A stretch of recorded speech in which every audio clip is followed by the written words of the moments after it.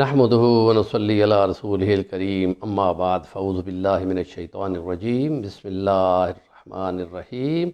شہر رمضان الذی انزل فیہ القرآن، قال اللہ تعالی فی مقام آخر افلا یتدبرون القرآن ام علی قلوب اقفالها، قال النبی صلی اللہ علیہ وسلم خیرکم من تعلم القرآن وعلمہ، رب اشرح لی صدری ویسر لی امری واحلل عقدۃ من لسانی یفقہوا قولی۔ قرآن مجید اور رمضان المبارک کے سلسلے میں کچھ لیکچرز یہاں پہ چل رہے تھے، 2 4 منٹ کے، تاکہ آپ لوگ اس سے سمجھ سکیں اور افہام و تفہیم ہو سکے، اور تعلیم و تعلم قرآن مجید کا نبی پاک نے فرمایا تم میں سے بہترین وہ ہے جو قرآن کو سیکھے اور قرآن کو سکھائے۔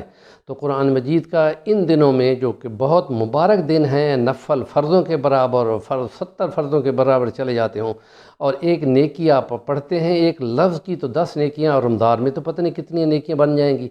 تو اس لیے قرآن مجید کا ان مہینوں میں، اس مہینے میں خاص طور پہ پڑھنا بہت باعث برکت ہے اور باعث ثواب ہے، اور یہ حشر کے میدان میں قرآن مجید اپنے پڑھنے والے کے لیے شفاعت کرے گا۔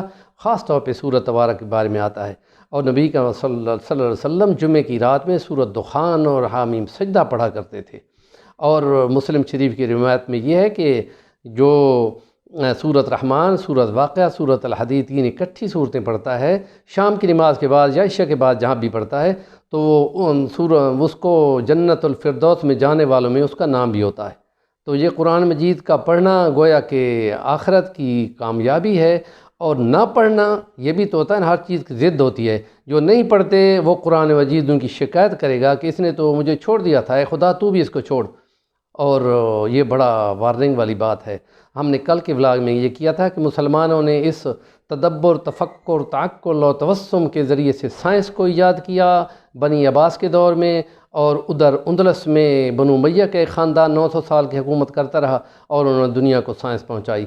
اور اس لیے جو اورینٹلسٹ ہیں، انصاف پسند محقق یورپ کے، مشرقی علوم کے، تو ان اورینٹلسٹ میں راجر بیکن بھی ہے، تو وہ کہتا ہے کہ کنفلکٹ بٹوین سائنس اور ریلیجن میں، کہ ہم عربوں کے ممنون احسان ہے کہ ہم نے جدید سائنس عربوں سے سیکھا، اور اگر عربوں کا حصہ اس میں سے نکال دیا جائے تو ہم اندھیرے میں جا پڑیں گے۔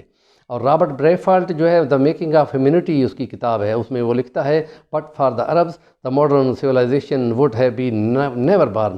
تو یہ جدید تہذیب اور یہ سائنس ہوتی ہی نہ اگر عربوں کا حصہ نکال دیا جائے۔ تو مسلمانوں نے دنیا کو سائنس دیا، دنیا کو علوم دیے، مسلمانوں سے انہوں نے اندھیرا کر دیا۔ یہ ان کی زیادتی ہے کہ مسلمانوں نے تو جہاں سے سیکھا ترجمے کروائے اور خرچے کیے اور بہت کچھ کیا، اور انہوں نے جو ٹرانسلیٹر ہیں، مترجم ہیں پہلی زبانوں کے، ان کو باقاعدہ بنی عباسوں نے ان کو سونے سے تول کے وصول کیا، اور پھر ان جدید کتابوں کو ترجمہ کرا کر عربی میں ڈھالا، یہ کام کیا۔ تو قرآن، مسلمانوں نے قرآن سیکھا، تو قرآن کی یہ چیز ہے کہ یہ علوم کو پیدا کرتا ہے، اور روحانیت کے علوم بھی ہوتے ہیں۔ تو اس کے لیے تعلیمی کتاب کے لیے یہ ضروری ہے کہ قرآن کو سمجھ کر پڑھا جائے، اور نبی کریم نے فرمایا خیرکم من تعلم القرآن وعلمہ، تم میں سے بہترین وہ ہے جو قرآن کو سیکھے اور قرآن کو سکھائے۔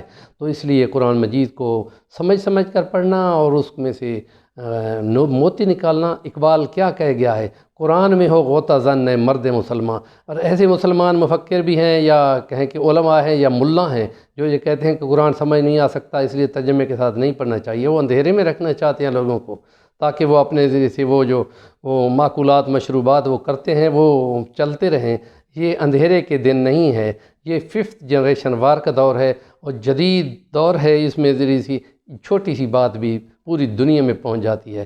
اس ابلاغ کو آگے کنوے کریں، اور تعلیم کی بات، تعلم کی بات جو ہے وہ ضرور سیکھیں اور آگے سکھائیں، اور ہمارے اس کو ولاگ کو، چینل کو سبسکرائب کریں۔ وآخر دعوانا الحمدللہ رب العالمین۔